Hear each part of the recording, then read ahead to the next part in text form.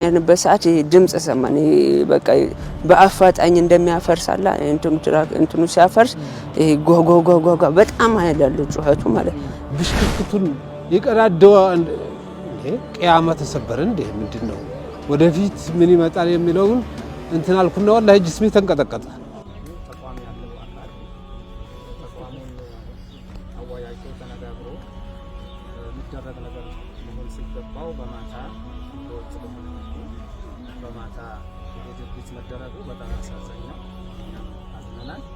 ያለናንተ ውቅና ያለናንተ ፈቃድ አንዲት ሚስማርስ ትነቀላለች ደንብ አስከባሪ የሚባል አካል አለ ፖሊስ ኃይል አለ መከላከያ ኃይል አለ ሌሎችም አሉ እናንተ ባላችሁበት 11800 ካሬ ያ ሁሉ ብረት ሲበየድ ሲበሳ ሲቀጠቀጥ ሲሰራ ሲቆም አላያችሁም ነው ወይስ በሌሊት ላይ ተሰራው ልትሉ ነው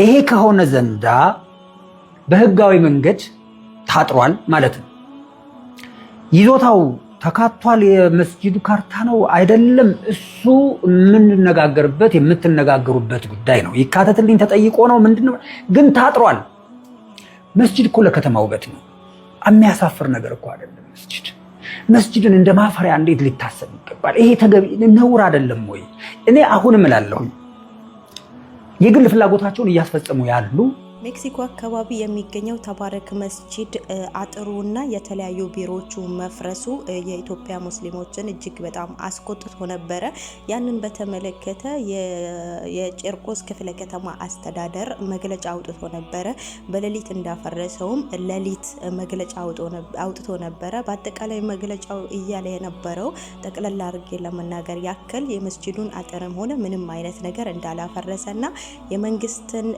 ቦታ እንዳስተካከለና ለልማት እንደሚፈልግ ምናምን ነገር እንደዛ ወዘታ ተናግሮ ነበር ብቻ ግን ደግሞ ዛሬ የኢትዮጵያ እስልምና ጉዳዮች ጠቅላይ ምክር ቤት በቦታው ተገኝተው ያው መግለጫ አውጥተዋል እነሱም የፈረሰው ትክክለኛ ነገር እንደሆነና እዚህ ጋር እንደምትመለከቱት በዚህ መልኩ አፈራርሰው ቆርቆሮ ራሱ እንደማይጠቅም አድርገው ሰባብረው ደግሞ ያፈረሱ በእጃቸው ብቻ ሳይሆን በግሬደር አስደንጋጭ እንደሆነ ቪዲዮን ሙሉን አስገባላችኋለሁ በጣም በሚያሳዝን ሁኔታ ነበረ ፍርስርሱን ያወጡት ግን ደግሞ ቅጥበታቸው ደግሞ የመስጂዱን ምንም አይነት ነገር አነካንም የሚል ውሸት ዋሽተው ነበረ ዛሬ እንዳልኳችሁ የኢትዮጵያ እስልምና ጉዳዮች ጠቅላይ ምክር ቤት ሄደው ያወጡት መግለጫ አለ አይተው በአካል ሄደው ቦታውን ጎብኝተው ያወጡት መግለጫ አለ መግለጫውም እንደሚከተለው ነው የአዲስ አበባ ከተማ እስልምና ጉዳዮች ከፍተኛ ምክር ቤት አመራሮች በተባረክ መስጂድ ተገኝተው በመስጂዱ የተከሰተውን ፈረሳ ተዘዋውረው ተመልክቷል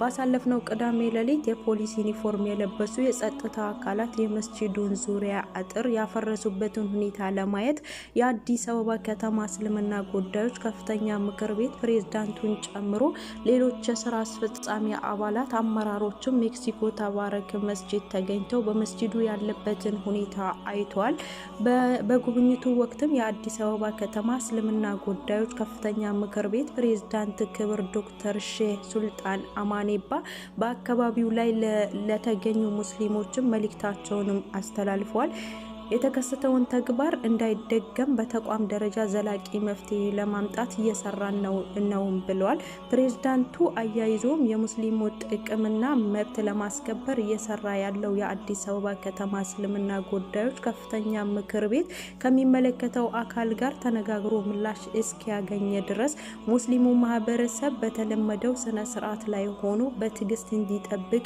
አደራም ብለዋል ይህንን አይነት ህገወጥ ተግባር ሲፈጽሙ ከምክር ቤቱ በኩል የሚወጣ መመሪያ በመጠበቅ ትንኮሳውን በትዕግስት በማሳለፋችሁ የመስጂዱ ማህበረሰብም እናመሰግናለን ብሏል የአዲስ አበባ ከተማ እስልምና ጉዳዮች ከፍተኛ ምክር ቤት የሚዲያ ክፍል ያነጋገራቸው የግቢው አጥር ሲፈርስ የአይን አማኝ የነበሩ ሰዎችም እንዳሉት ፈረሳው በጣም አስደንጋጭ እንደነበረ ገልጿል በቦታው የነበሩ አካላትም እንዳሉ በፈረሳው ወቅት ምንም አይነት የማሳ የማይታወቅ ተግባር እንዳይፈጸም ስልካችንን ተቀብለው በአንድ ቦታ ላይ ሰብስበው ለሰዓታት አቆይቶን ነበር በማለትም ገልጿል።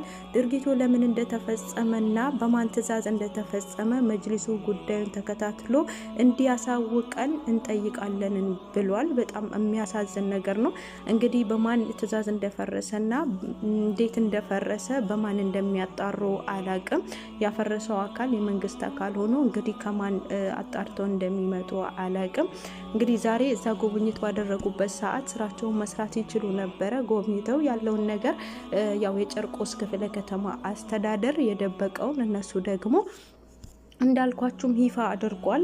ጨርቆስ ክፍለ ከተማ አስተዳደር ግን መስጂድ የሚባል አጥርም ሆነ ምንም ነገር አነካንም አልፈረሰም ነው ያሉ የነበረው። ግን ደግሞ አሁንም የኢትዮጵያ እስልምና ጉዳዮች ምክር ቤት እንዲሁም አንዳንድ የስራ ኃላፊዎች እዛ ሄደው አይተው ያው በአይናቸው አይተው ይፋ አድርጓል ለማህበረሰቡ እንደፈረሰም በቪዲዮ የተያያዘ እንደተመለከታችሁት መረጃ አቅርቧሉ። በጣም የሚያሳዝን ነው። እንግዲህ እንኳን ማፍረሱ ብቻ አጥሩን ነቃቅለው ቆርቆሮ ነቃቅለው ብቻ አይደለም ቆርቆሮ ጭምር እንዳይጠቅም ነው ያደረጉት። ይህንንም ደግሞ ቪዲዮ አያይዤ መግቢያ ላይ አስገብቼላችኋለሁ። አሁንም አስገባላችኋለሁ። በግሬደር ነው የሄዱበት ነው ያሉት። ቪዲዮን ተከታትለን እንመለስ።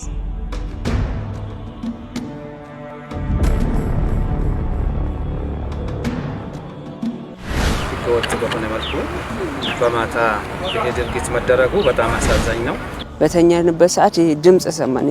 በቃ በአፋጣኝ እንደሚያፈርሳላ እንትኑ ሲያፈርስ ጎጎጎጎ በጣም አይላል ጩኸቱ ማለት ብሽክቱን የቀዳደው ቂያማ ተሰበረ እንዴ ምንድነው ወደፊት ምን ይመጣል የሚለውን እንትን አልኩና ወላሂ ጅስሜ ተንቀጠቀጠ።